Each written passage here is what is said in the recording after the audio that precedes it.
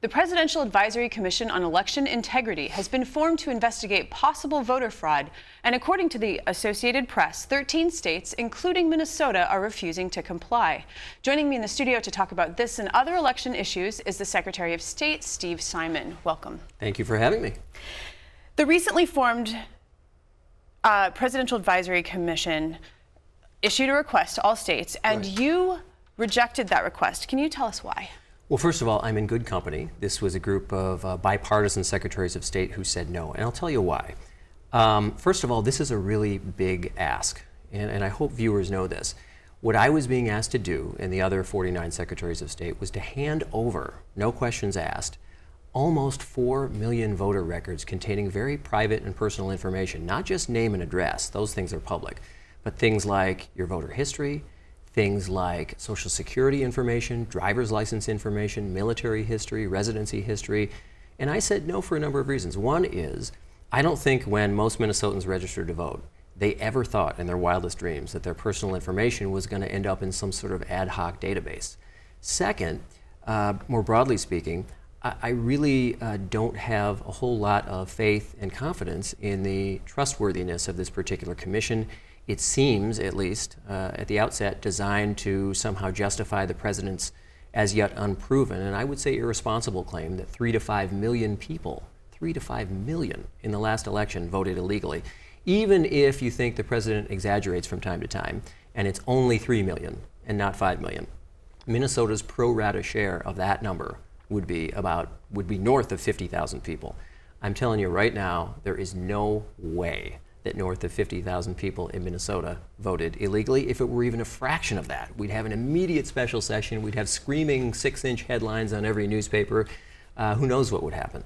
So giving credence to that kind of exercise, particularly given the leadership of this commission by two people who, by the way, I think are smart people and they're articulate spokespeople for their point of view, but they have a definite point of view, and that point of view is that they believe the president is correct. So I worry about this commission, that it was designed to and ultimately will deliver conclusions that are consistent with what the president has already said that he believes to be true, but which no one has found any proof for. And that really troubles me, apart from the obvious privacy concern. Some states are actually complying by releasing the information that is already publicly available. So why not at least do that much? Well, Minnesota law is pretty clear, and we're lucky. In other states, the waters are a little bit muddied, but in Minnesota, it's pretty clear. A Minnesota resident who's a registered voter can get certain public information, and it's pretty simple stuff. And political parties and candidates and campaigns buy this all the time. Our office sells it for $46. Its name, its address, it's whether or not you voted in a particular year. The commission is not a Minnesota resident nor a registered Minnesota voter, but a registered Minnesota voter could order this for $46 and hand over that information to the commission. It may already have happened, we don't know. But I am really concerned about the depth and the intrusive nature of the other information. And I have to tell you, I've had people from both sides of the aisle come up to me thanking me for that decision, and particularly Republicans who, though they may agree with President Trump on other issues, are thankful that our state has taken the position that that very sensitive information is going to stay here in Minnesota. Well, you sort of addressed this. The Minnesota Voters Alliance has filed suit against you for rejecting their request for public data. Yeah. Do you want to comment on that lawsuit? Well, I have to be a little sensitive here. As you can imagine, our policy in our office and many offices is not to comment on pending litigation. All I'll say is that we feel very comfortable with our legal position. We think Minnesota law is very clear on what is part of the public list and what isn't. But to the extent there's a disagreement, a judge will decide who's right, and that's why we have courts.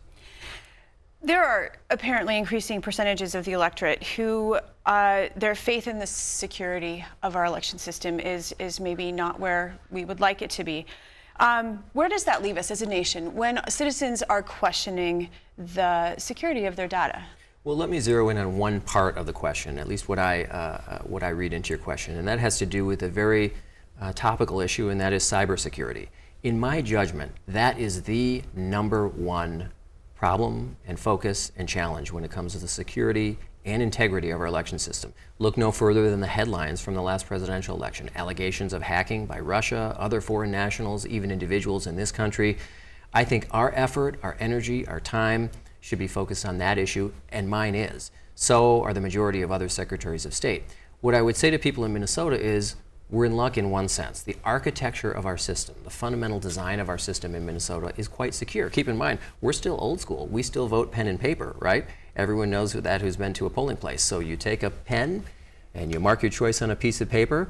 It's very hard to hack a piece of paper or a pen. So we've got that going for us, unlike some of the other states that maybe some of your viewers have seen in this last election that have touch screen voting machines with no receipt or paper trail.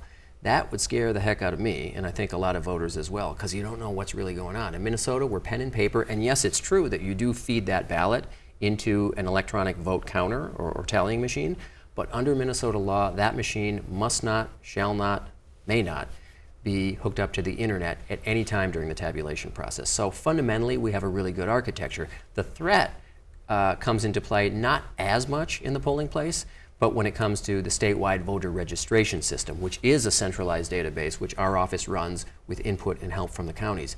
And there the real challenge, as with all these other areas, is to stay one step ahead of the bad guys.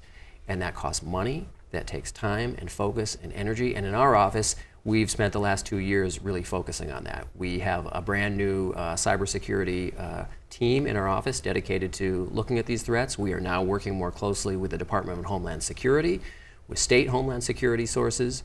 We even last election hired a consultant to basically probe our vulnerabilities and advise us about how we can make things better, which we have. Fortunately, we were in very good shape to begin with, but we took their recommendations to the extent they had them. And so we really are very watchful on these issues. As everyone knows from other pursuits, whether it's large retailers or banks or others, it is about staying one step ahead of the bad guys, and we're doing that, and we're working with other states to do that as well. So from your point of view, Minnesota is doing well and is secure, and you're confident in our system here? I'm quite confident in our system, but I want to be realistic for your viewers' sake. We're only as good as our last election and our last success.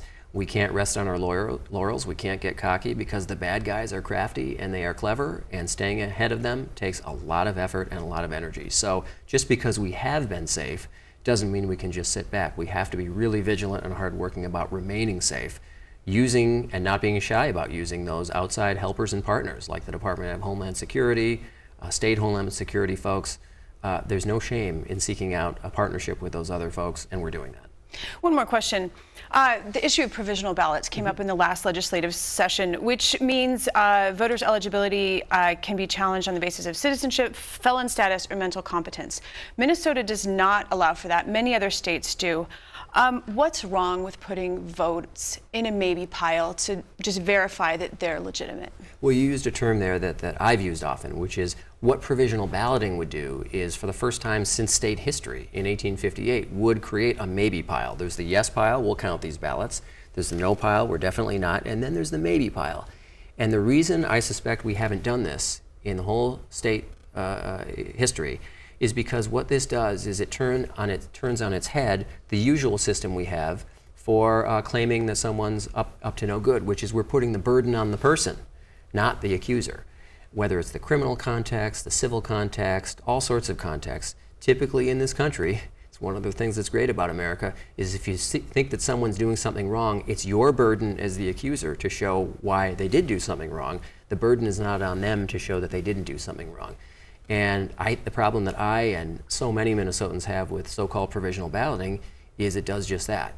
It empowers the challengers at the polling place, who may or may not have the best of motives and intentions, and it gives them the power over people who may very well be eligible voters. And then there's the practical effect.